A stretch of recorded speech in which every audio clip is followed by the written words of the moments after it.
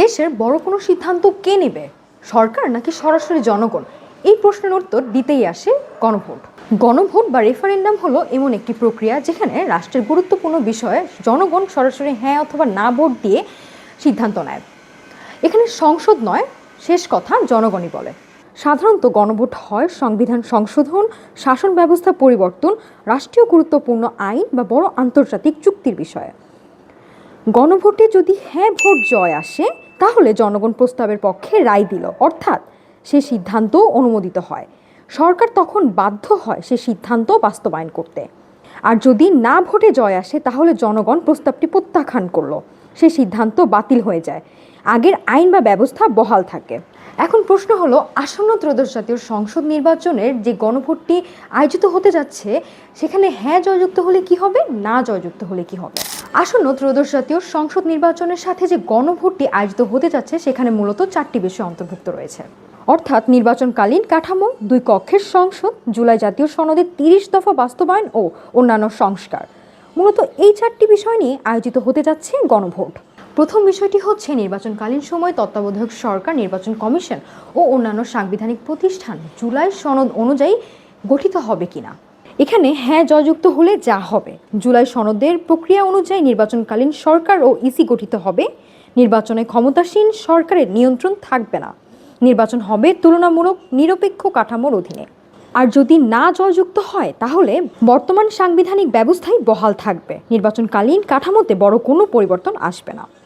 গণভোটের দ্বিতীয় বিষয়টি হচ্ছে আগামী সংসদ কক্ষ বিশিষ্ট হবে কিনা। এক্ষেত্রে যদি হ্যাঁ জয়যুক্ত হয় তাহলে জাতীয় সংসদের পাশাপাশি 100 সদস্যের একটি উচ্চ কক্ষ গঠিত হবে। দলগুলোর প্রাপ্ত ভোটের অনুপাতে সদস্য নির্বাচন করা হবে এবং ভবিষ্যতে সংবিধান সংশোধন করতে হলে অবশ্যই উচ্চকক্ষের সংখ্যাগরিষ্ঠ অনুমোদন থাকতে হবে। আর যদি না জয়যুক্ত হয় তাহলে বর্তমান একক কক্ষের সংসদই বহাল থাকবে, সংবিধান সংশোধনের ক্ষমতা থাকবে শুধু নিম্নকক্ষের হাতে। গণভোটে তৃতীয় যে বিষয়টি অন্তর্ভুক্ত থাকছে তা হলো সংসদের নারী প্রতিনিধি বৃদ্ধি, একজন প্রধানমন্ত্রীর মেয়াদসীমা, রাষ্ট্রপতির ক্ষমতা বৃদ্ধি, বিচার বিভাগের স্বাধীনতা সহ জুলাই সনদের 30টি প্রস্তাব বাস্তবায়নে বাধ্যতামূলক হবে কিনা। এক্ষেত্রে যদি হ্যাঁ জয়যুক্ত হয় তাহলে আগামী নির্বাচনে বিজয়ী দলগুলো এই 30 দফা বাস্তবায়নে সাংবিধানিকভাবে বাধ্য থাকবে।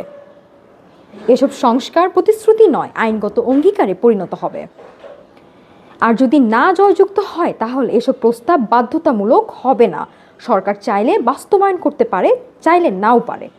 আর চতুর্থ যে বিষয়টি গণভোটে অন্তর্ভুক্ত থাকছে তা হলো জুলাই সনদে থাকা অন্যান্য সংস্কার রাজনৈতিক দলগুলোর প্রতিশ্রুতি অনুযায়ী বাস্তবায়ন করা হবে কিনা।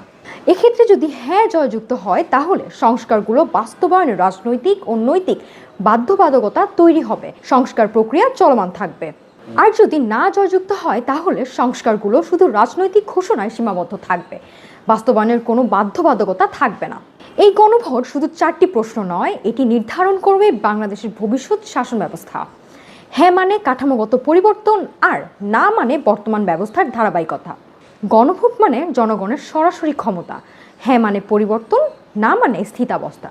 শেষ সিদ্ধান্ত আপনার, আমার, সবার।